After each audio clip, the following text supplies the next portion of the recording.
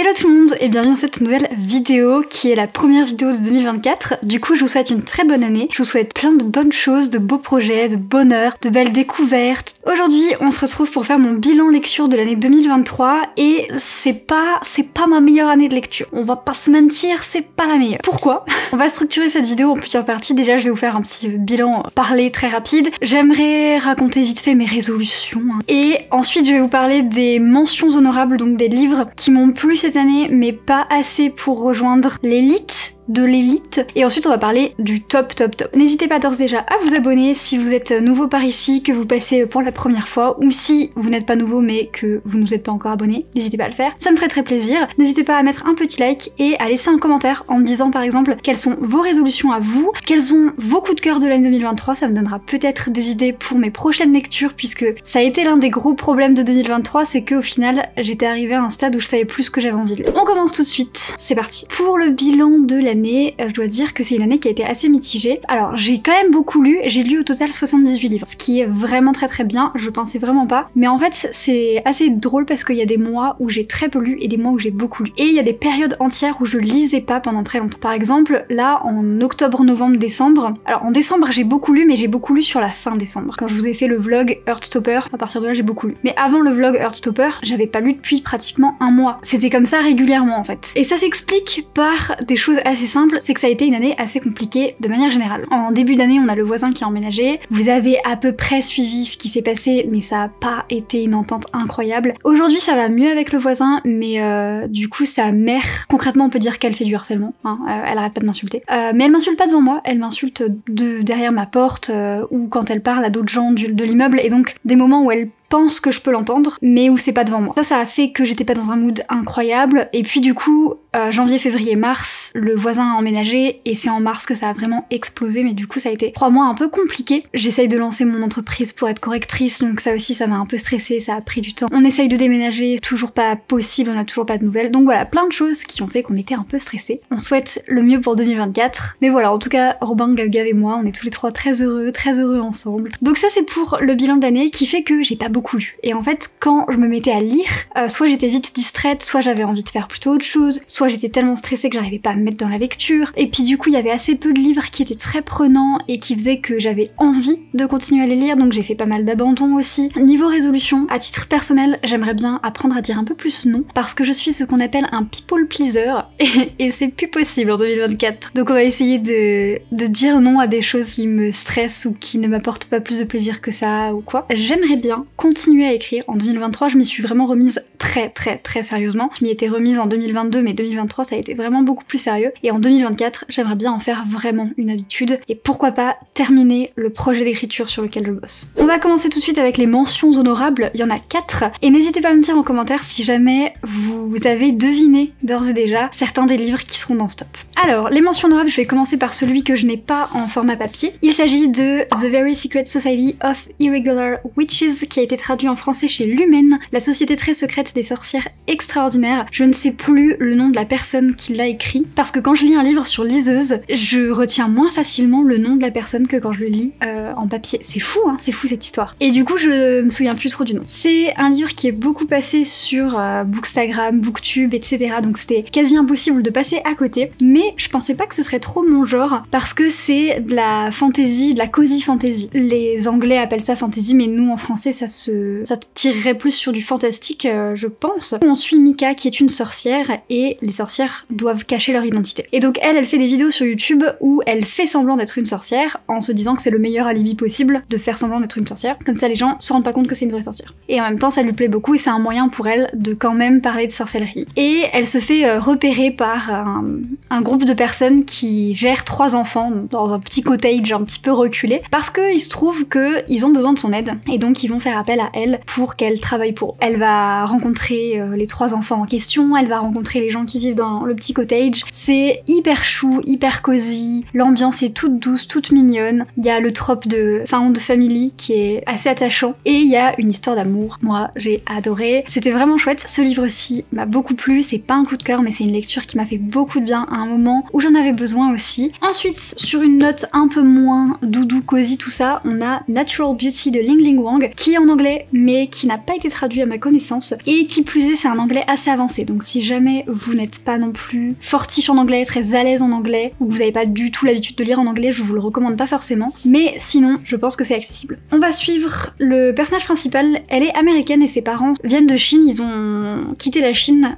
après la révolution culturelle je crois, pour arriver aux États-Unis, mais du coup leur niveau de vie était beaucoup plus pauvre, et leur fils s'est mise au piano très très jeune, et donc ils l'ont encouragé dans cette voie-là, puisque eux-mêmes étaient des artistes à l'époque, ils ont dû abandonner cette passion, ou en tout cas l'abandonner telle qu'ils la vivaient en Chine pour pouvoir subvenir à leurs besoins aux États-Unis. Et ils arrivent grâce à une bourse à la faire rentrer dans une super école où elle devient assez connue dans le milieu. Sauf qu'il va se passer un événement tragique qui va faire qu'elle va devoir quitter cette école pour subvenir à ses besoins et à ceux de sa famille. Elle va rentrer dans un magasin de cosmétiques dans lequel elle va travailler comme vendeuse. Elle va découvrir un petit peu ce qui se cache derrière les produits cosmétiques, derrière le marketing qu'on met en avant pour certains produits, et derrière toute cette politique un petit peu, toute cette entreprise-là au final. C'est un livre qui est classé horreur, donc il faut quand même le savoir quand on rentre dedans. C'est surtout vers la fin que c'est très difficile, mais j'ai trouvé que l'horreur servait super bien le récit. Il y a des thèmes qui sont abordés qui sont hyper politiques, c'est très addictif, c'est très prenant, j'ai adoré ce livre. Je pense qu'il y a un tout petit problème de rythme qui a fait que pour moi c'était pas un coup de cœur absolu, parce qu'il y a eu des moments qui étaient très lents, des moments qui étaient plus rapides, très lents, plus rapides, et c'était un peu compliqué à rester tout le temps engagé avec la même intensité. Ensuite, on change de registre avec Nos pères, nos frères, nos amis de Mathieu Palin. C'est du coup un essai. Mathieu Palin, il a déjà écrit Sale gosse et Ne t'arrête pas de courir, qui sont des œuvres de fiction mais largement inspirées de réalité et qui sont vraiment très très bien, assez politiques et écrits de manière très accessible. Il a une manière d'écrire qui est très moderne, très accessible, très jeune en fait, et je trouve ça super parce que c'est percutant, c'est parlant. Dans Nos pères, nos frères, nos amis, il va nous parler d'hommes qui sont violents, puisqu'en fait il a suivi des groupes de parole d'hommes qui avaient été forcés de rejoindre ces groupes de parole puisqu'ils avaient été violents envers leurs compagnes. Il les suit pour essayer de comprendre d'où vient cette violence, est-ce que ces groupes de parole servent à quelque chose, comment ces hommes-là se voient eux-mêmes, voient leurs proches, voient la violence. C'était super intéressant, et c'est drôle parce qu'au début quand je l'ai vu, je me suis dit ok, j'adore le travail de Mathieu Palin, mais il est hors de question que je lise une histoire écrite par un homme sur des hommes par rapport aux hommes, enfin ça m'intéresse pas en fait. La vérité c'est que ça m'intéresse beaucoup, puisque pour moi le féminisme, il va libérer tout le monde, il va pas libérer juste les femmes, il va libérer absolument tout le monde, et je pense que cette violence, elle fait beaucoup de mal aux hommes, qu'ils en soient victimes directement ou indirectement. C'était dur à lire par moments, donc voilà, si jamais vous avez vécu des trucs un peu touchy, ou que vous connaissez des gens qui ont vécu des trucs un peu touchy, faites attention en vous lançant dans cette lecture, parce que il nous prend pas par la main concrètement, mais je trouve que cette manière d'écrire qui est assez percutante, qui est très poignante, qui est très vraie, très rentrée dans le réel, c'est une manière d'aborder la thématique qui marque, je trouve. Et on termine avec la dernière mention honorable, c'est A Good Girl's Guide to Murder, A Good Girl's Guide to Murder, je galère, de Holly Jackson. Pour le coup, il y a que le premier tome qui est pour moi une mention honorable, le 2 c'était très neutre, et le 3 j'ai vraiment pas aimé. Mais pour le coup le 3, je pense que c'était un parti pris de l'autrice. J'ai vu des gens qui ont adoré, j'ai vu des gens qui ont détesté qu'elle a fait de l'histoire, je fais partie de ceux qui ont détesté, mais il y en a qui ont adoré. Donc c'est vraiment, je pense, un parti pris, on adore ou on déteste. Le 1 en revanche, il m'a sorti d'une panne de lecture, il m'a fait beaucoup de bien, ça se lit super vite, Pip je crois, qui est passionné de podcast True Crime et qui va faire son sujet de TPE, à l'équivalent du TPE, sur une affaire qu'il y a eu chez elle, dans sa ville, et qui a été classée, mais selon elle, ils se sont trompés. Ils ont accusé la mauvaise personne, et donc elle va vouloir résoudre ce truc pour son TPE. Sauf que elle va se mettre dans des situations qui la dépassent, et elle va poser trop de questions et s'en mêler trop dans des histoires qui en fait sont pas terminées. C'était super, c'est haletant, ça fait peur mais pas trop, c'est vraiment parfait, et ça m'a fait découvrir que j'aimais bien les thrillers young adultes. Thriller adulte, j'ai trop peur. Thriller young adulte, on est bien, on est parfait. On passe désormais au coup de cœur, ceux qui ont réussi à atteindre la crème de la crème. Et on commence par le dernier que j'ai lu, qui est le dernier livre de mon année, en fait, tout simplement. The Language of Thorns de Leigh Bardugo, pardonnez mon accent. C'est un recueil de contes que Leigh Bardugo a écrit. Et c'est assez drôle parce que toute seule, je me serais absolument pas tournée vers ce livre. Puisque déjà, Leigh Bardugo, je l'ai découvert avec Six of Crows au moment où Six of Crows est sorti. J'ai adoré la duologie Six of Crows. Close, mais pour le coup j'avais essayé de lire Shadow and Bones et j'avais pas accroché, ni au style ni à l'histoire, quoi que ce soit. Ensuite pareil, La 9ème maison, j'avais essayé de le lire, désolée je vais en choquer plus d'un, mais je n'ai pas accroché non plus. Je pense que voilà, chacun son genre, chacun sa manière d'appréhender certains livres, mais moi ça m'avait pas trop plu, et du coup j'avais l'impression que c'était terminé pour moi et pour Lee Bardugo. D'autant que normalement les recueils de nouvelles et de contes, c'est pas trop ma tasse de thé, et donc quand Robin m'offre ça sous le sapin, je me dis c'est ambitieux. Et je l'ai lu et j'ai adoré. C'est 6 contes qui se passent dans l'univers de Six of Crows et de Shadow and Bones. Donc on a la petite carte à la fin, ça c'est très chouette.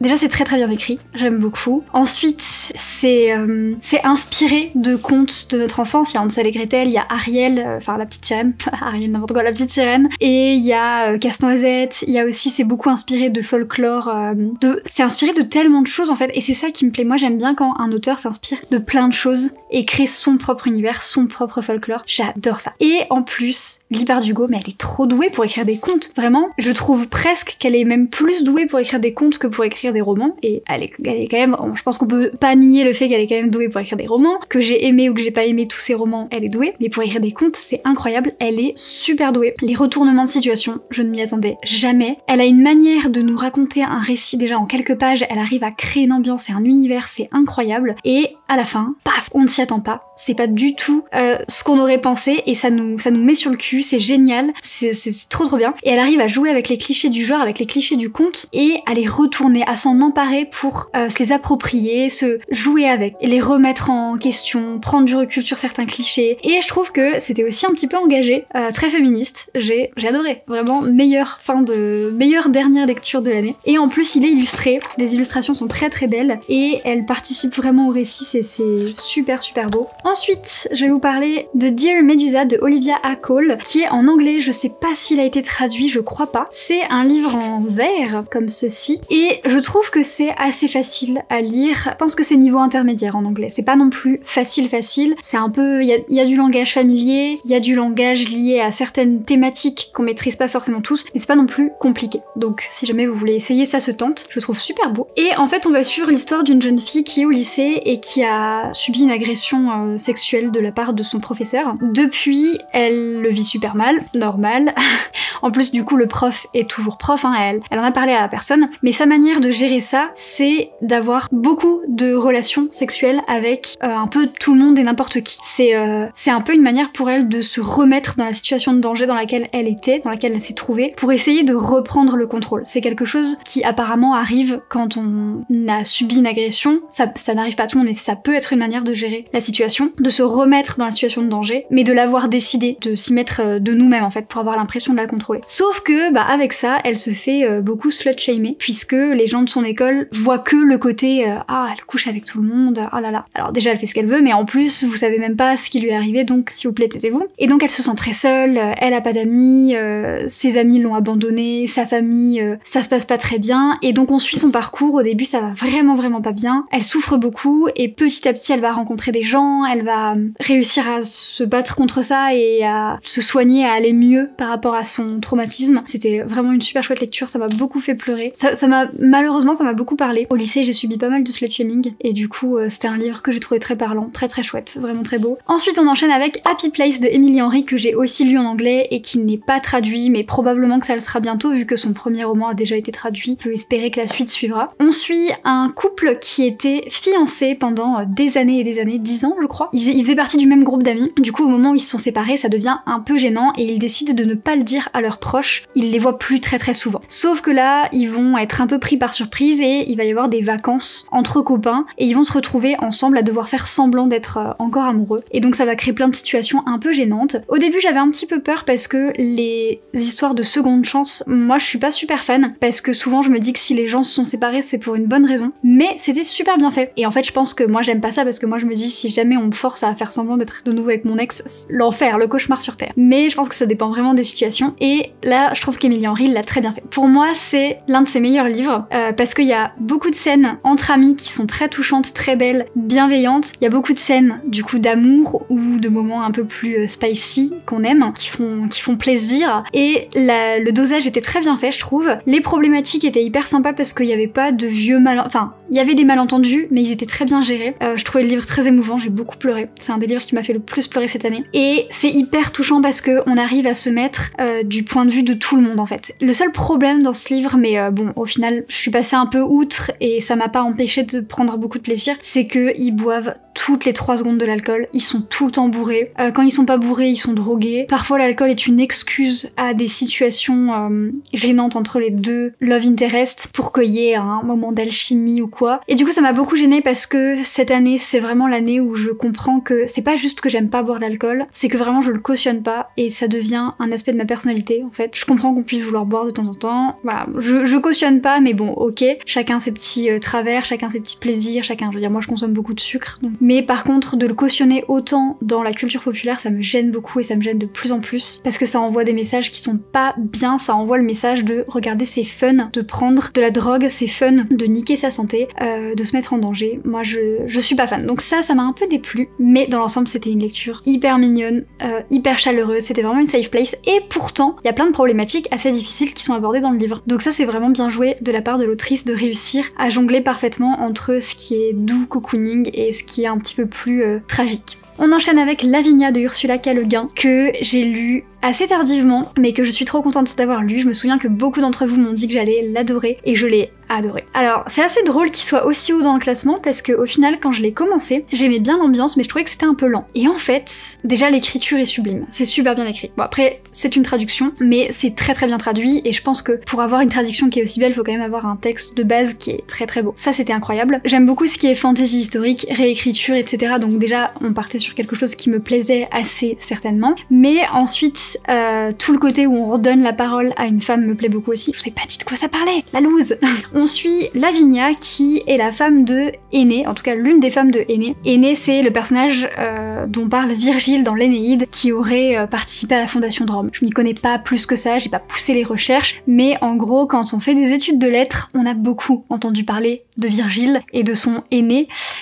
Et dans l'Énéide, il a pas beaucoup donné la parole à Lavinia, Virgile. Ursula K. Le Guin, elle s'est dit qu'elle allait donner la parole à Lavinia. Mais elle fait plus que ça, elle lui donne la vie, mais du début à la fin, c'est incroyable. Et je trouve que Ursula K. Le Guin, ce qu'elle a réussi à faire avec brio, c'est qu'elle a réussi à, dès qu'il y avait un personnage qui était méchant, au bout d'un moment, on avait de la compassion pour lui et on comprenait pourquoi il faisait tel ou tel choix. Et en fait, il y avait un super bon rythme de création d'antagonistes. Et les antagonistes étaient trop bien créés. On comprenait vraiment pourquoi ils étaient là, quelles étaient leurs intentions. On avait quand même de la compassion pour eux. Enfin, c'était vraiment, vraiment, vraiment incroyable. Et c'est très poétique aussi, c'est très beau. Il y a plein de jolis symboles, de belles métaphores que j'ai adoré voir. La dernière page tout entière est incroyable. Je suis tellement heureuse de l'avoir découvert et j'en veux plus. Je veux exactement d'autres livres comme ça. Je veux la même chose. Et en plus, je l'ai lu en lecture commune avec Amélie, une de mes très très proches amies. Et ça, c'était super chouette comme expérience parce que ça m'a permis déjà de prendre le courage de me lancer dans ce livre qui m'intimidait un petit peu, je dois dire, mais en plus de pouvoir vraiment en discuter avec quelqu'un et le décortiquer. Ensuite, non mais cette lecture a été incroyable. Envol de Kathleen Jennings, publié chez Les Moutons Électriques. Déjà la couverture est très très belle, regardez. Je me suis intéressée à ce livre parce que sa couverture était trop bizarre et très attrayante, et dans le résumé il disait que c'était un peu genre du Neil Gaiman, que ça faisait presque conte gothique, etc. J'étais en mode ok, c'est la vibe que je veux, mais c'était incroyable. C'était trop bien, je ne m'y attendais pas. Comment le résumer? Ça se passe en Australie et on suit une jeune femme qui vit avec sa mère, et sa mère elle lui dit les bonnes petites filles elles font comme ça, les dames de la haute société elles font comme ça, et nous il faut qu'on fasse comme ça, comme ça, comme ça, sinon t'es pas une bonne petite fille, il faut pas que tu te comportes mal, il faut pas que tu te comportes comme une petite sauvage. La jeune fille qu'on suit, la jeune femme, elle suit tout ce que sa mère lui dit, elle l'écoute au pied de la lettre, elle fuit un peu les gens du village parce que sa maman elle a des préjugés sur les gens et elle vit très dans sa petite bulle avec sa mère. Ses frères et son père ont disparu il y a quelques années et il y a beaucoup de mystères autour de tout ça parce qu'on n'a jamais retrouvé les corps, donc il y a une espèce de question sans réponse. Un jour, elle retrouve un indice, je sais plus c'est quoi, qui la laisse penser que ses frères sont peut-être encore en vie, et donc elle va commencer à recontacter des gens de son passé et à chercher. Sauf que c'est un personnage qui est très naïf. Ce qui est intéressant, c'est que nous, lecteurs, on ne sait rien et elle ne sait plus rien. C'est une très belle histoire, j'ai trouvé qu'il y avait plein de choses très intéressantes. Il y a un espèce de folklore qui est très intéressant aussi. C'est très immersif comme histoire, c'est très poétique, il y a beaucoup de choses qui sont plus symboliques en fait que réelles, si je puis me permettre de le dire comme ça. C'est vraiment le genre de livre que j'adore, où il y a beaucoup de choses qui se passent dans un espèce de second degré de compréhension et de second degré de compréhension du texte en fait. Et ça j'adore, et ça joue beaucoup aussi sur une poésie très imagée. Il y a plein d'histoires qui s'entremêlent, j'ai vraiment adoré plus. Et en fait c'est une lecture qui s'est bonifiée avec le temps, parce que quand je l'ai terminée, j'étais sur le cul, j'étais en mode c'est incroyable, c'est génial, génial. Mais aujourd'hui quand j'y repense, je me dis non mais il faut que plus de gens lisent ça, c'est incroyable, c'est génial. Voilà, il faut aimer le fantastique, il faut aimer les choses un peu dérangeantes, et il faut aimer les livres qui jouent beaucoup sur une poésie imagée, une poésie métaphorique. Il y a des choses, vous allez les lire et vous allez peut-être pas réussir à les appréhender parce qu'il faut beaucoup d'imagination, et si vous n'êtes pas forcément habitué à lire ce genre de livre, ça peut peut-être au début être un peu oula, qu'est-ce que c'est, mais c'est très très chouette. On passe au deuxième livre de ce classement, Ici et seulement ici de Christelle Dabos. Honnêtement, je vous en avais parlé quand je vous avais parlé l'année dernière des livres que j'attendais le plus en 2023, mais ensuite j'ai eu un espèce de je suis pas sûre. J'ai adoré La Passe Miroir, je pense que c'est un secret pour personne maintenant. Si vous voyez un peu mon challenge La Passe Miroir qui sort tous les étés depuis 3 ans, vous devez commencer à capter que j'adore La Passe Miroir. Et du coup, je pense que je voulais quelque chose de similaire. Et quand j'ai appris qu'en fait ça se passait au collège et que c'était l'histoire de collégiens et comment ils appréhendent le collège avec tout ce que ça implique de trucs un peu nuls, j'étais déçue d'avance et je me suis dit en fait je sais pas si je veux le lire parce que je pense que je l'ai pas aimé. Ensuite je me suis rendue aux Imaginales et il y avait Christelle Dabos. Et je me suis dit c'est quand même con de passer à côté de l'opportunité d'acheter son nouveau livre et de le faire dédicacer. Il est très court donc j'ai commencé à le lire quelques temps après, je sais plus, quelques semaines, mois, je sais plus. Et en fait j'ai adoré parce que Christelle Dabos raconte très bien les histoires. Christelle Dabos arrive super bien à jouer avec le langage pour le rendre intéressant, pour le rendre drôle et pour le rendre magique. Et en plus, elle arrive à prendre des situations toutes bêtes comme le harcèlement, le fait de pas se sentir bien au lycée, le fait de vouloir se sentir accepté, le fait de se sentir invisible, le fait de galérer au collège. J'ai dit lycée mais c'est collège. Et elle arrive à rendre ça fantastique, hyper prenant. C'est beau, c'est poétique, c'est c'est un peu perché. Donc c'est un peu comme Envol tout à l'heure. Il y a des choses que vous arriverez pas à appréhender, que vous arriverez pas à imager dans votre cerveau, mais il faut passer au-delà de ça et se dire ok, je bascule mon cerveau en mode onirisme, en mode littérature un peu chez père, mais c'était trop bien. Vraiment pour moi, gros coup de cœur. Ça parle super bien du collège. Ça peut rappeler un peu des moments difficiles du collège si ça a pas été une période facile pour vous, mais en même temps, ça peut peut-être aider à traverser le collège, de le voir comme quelque chose d'un peu mystérieux et fantastique, mais qui a des secrets, et certains secrets qui peuvent jouer en notre faveur et d'autres qui peuvent effectivement nous jouer en notre défaveur, mais je trouve que c'était vraiment chouette. J'ai du mal à le verbaliser, mais c'était très chouette, c'est drôle, c'est intelligent, c'est vraiment le genre de livre que j'aime, qui a un espèce de jeu sur le langage et de jeu sur les images. On passe à ma lecture préférée de l'année et je suis très contente parce que on commence à valider certains auteurs, c'est-à-dire qu'il y a des auteurs, je les ai lus une fois, je les ai lus 2 fois, je sais que j'aime ce qu'ils font, mais là voilà, les livres que j'ai adorés cette année, par exemple Christelle Dabos, incroyable. On sait que je l'adore, c'est plus à prouver. Avec le deuxième livre que je vais vous présenter, c'est pareil. En fait, c'est une autrice dont j'avais déjà lu le premier livre. Je l'avais bien aimé, mais c'était pas un coup de cœur, mais je l'avais vraiment bien aimé. C'était un univers que j'aimais beaucoup, c'était très bien écrit, les personnages étaient incroyables. Et ce second livre, ça valide entièrement. Il s'agit de Du thé pour les fantômes de Chris Vuklicevic. Et c'est très drôle parce que lui aussi, au début, j'étais pas sûre de vouloir le lire. Parce que j'avais beaucoup aimé Dernier jour d'un monde oublié de Chris Vuklicevic, qui était beaucoup plus... c'était de la fantaisie, et c'était de la fantaisie un petit peu plus bataille, trahison, tout ça. Enfin, bataille, j'exagère un peu, mais un petit peu quand même, bataille, trahison et tout. Et du coup, je m'étais dit, son dernier roman n'est pas du tout comme ça. Son dernier roman, c'est plus relation mère-fille, recherche du passé, fantôme, magie du thé, etc. Et je me disais, est-ce que c'est ma came ? En fait, je pense que ma came, c'est peu importe ce que Chris Vuklicevic écrit. Elle pourrait écrire ses résolutions 2024, elle pourrait écrire la liste des choses qu'elle déteste le plus au monde, que j'adorerais lire ça, et que ça ferait partie de mon top. J'exagère, mais je pense que 2023, ça a été l'année où j'ai vraiment découvert et adoré Chris Vuklicevic. J'écoute beaucoup son podcast aussi depuis quelques temps, le club où on discute d'écriture sans filtre, et c'est une personne que j'apprécie vraiment beaucoup. En plus, j'ai eu la chance de la rencontrer pour faire dédicacer ce livre. Elle est vraiment super chouette. Elle est humble, elle est drôle, elle est attachante. J'aimerais qu'elle se rende compte à quel point j'adore ces livres. Je lui ai envoyé un message quand je l'ai terminé pour le dire à quel point je l'adorais. Ses livres, pas elle, sinon ça fait un peu stalker. C'est drôle parce que je ne pensais pas vouloir le lire, et en fait quand j'ai vu qu'elle était aux Imaginales, bah un peu le même délire, j'avais pas pris Dernier jour d'un monde oublié, je l'avais oublié chez moi, et je m'étais dit bon bah je vais acheter son nouveau roman. Je l'ai lu quelques jours après, enfin quelques temps après, je l'ai lu pendant les grandes vacances et j'ai adoré. On va suivre deux jumelles, Félicité et Agonie, et les deux ont été élevées par leur maman Carmine, qui préférait Félicité et qui faisait vivre un enfer à Agonie. Et donc en grandissant, Agonie a quitté la maison, elle est partie et Félicité doit s'occuper de la maman. Elles ont toutes les deux des pouvoirs. Félicité, elle peut voir et parler avec les fantômes. Agonie, quand elle parle, sortent de sa bouche des insectes qui font pourrir les choses autour d'elle. Et elle se fait pas beaucoup de potes avec cette capacité.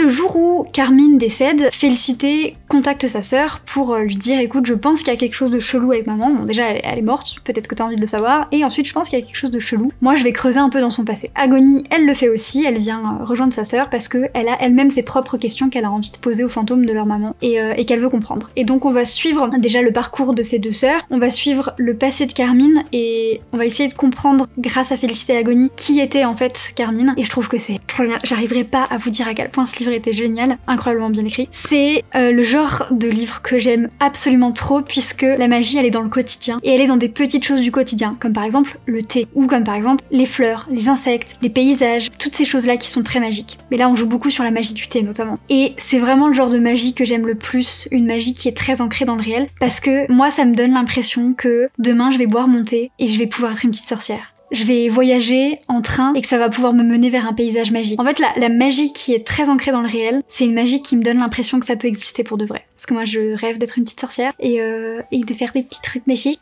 Vraiment, des fois, quand je vais pas bien, c'est vraiment... Je suis en mode, non mais si j'étais une petite sorcière, ça irait mieux. C'est un peu mon persona qui me fait me sentir mieux. Story time terminé. Mais du coup, c'est une magie déjà qui me plaît beaucoup. C'est aussi une écriture qui joue beaucoup sur les préconçus de notre imagination, qui joue beaucoup sur les mots pour créer des images, et qui joue beaucoup sur la langue et sur les émotions. Je trouve que c'est une écriture qui joue beaucoup sur les émotions. C'est un livre qui m'a fait pleurer, qui m'a fait rire, vraiment, c'était trop chouette. Et les relations entre les personnages, elles sont tellement bien construites et tellement belles. Mais ce que je trouve que Chris Wuklesevic maîtrise le mieux, c'est sa création des antagonistes. Un petit peu comme Ursula K. Le Guin tout à l'heure, je trouve que Chris Wuklesevic, quand elle crée un personnage, il y a un instant on peut avoir de la compassion pour elle, et l'instant d'après on peut la détester au plus haut point, et l'instant d'après, c'était pareil dans son dernier roman. À un moment donné on se disait oui, je comprends pourquoi tel personnage fait ça, j'aurais fait pareil. La seconde d'après on se disait mais non, pourquoi tu fais ça, non, je t'adorais. Et du coup, tout fait tout le temps tout basculer, et c'est hyper sympa parce que en fait c'est très réel. Les personnages ils sont jamais tout blancs ou tout noirs. Nous-mêmes dans la vie réelle, parfois on va faire des choses où les gens vont se dire ok, je comprends pourquoi t'as fait ça, c'est en accord avec mes propres valeurs, et des fois les gens vont se dire mais pourquoi est-ce que t'as fait ça, moi j'aurais pas du tout fait ça. Et donc je trouve que c'est une construction de personnages qui est hyper réaliste et qui est fait avec beaucoup de talent, beaucoup de brio. Du coup je suis très contente de l'avoir découvert. Donc si jamais vous lisez un de mes livres préférés, n'hésitez pas à me le dire, ou si vous les avez déjà lus, n'hésitez pas à me faire vos retours aussi, ça me ferait trop plaisir. C'est donc tout pour mon top de l'année 2023, ça fait du bien de revenir un petit peu sur les meilleures lectures que j'ai eues. J'ai eu des années qui étaient un petit peu plus intéressantes en termes de lecture, mais le top 3 est vraiment sympa je trouve. 3 livres vraiment incroyables. Je vous souhaite de très bonnes lectures et je vous dis à très bientôt pour une prochaine vidéo. Merci d'avoir regardé cette vidéo et à très bientôt.